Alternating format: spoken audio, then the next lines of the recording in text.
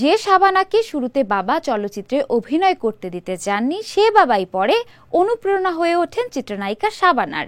তবে শুরুতে মা অভিনয়ের ব্যাপারে সহযোগিতা ও অনুপ্রেরণা দিতেন শাবানাকে। 299টি সিনেমায় কাজ করেছেন দেশের জনপ্রিয় এই চিত্রনায়িকা।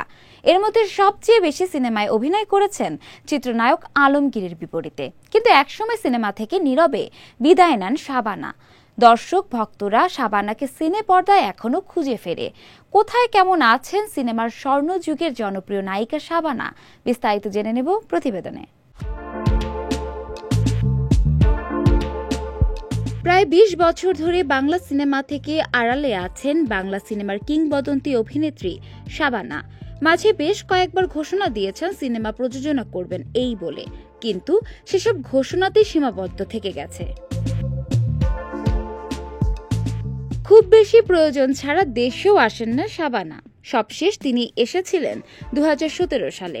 সে বছর জাতীয় চলচ্চিত্র পুরস্কারে আজীবন সম্মাননায় ভূষিত হয়েছিলেন তিনি।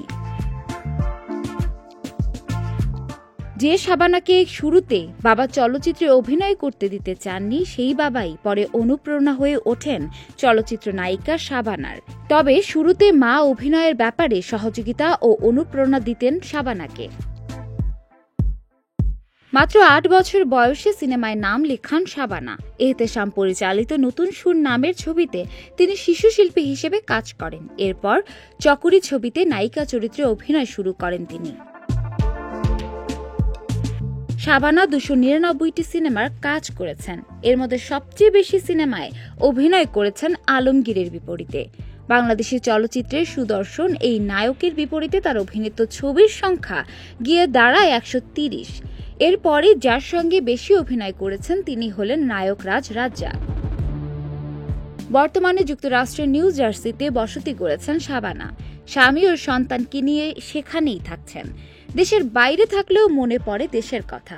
নির্দিষ্ট সময় পর 2 সপ্তাহ কিংবা 1-2 মাসের জন্য ছুটে আসেন বাংলাদেশে।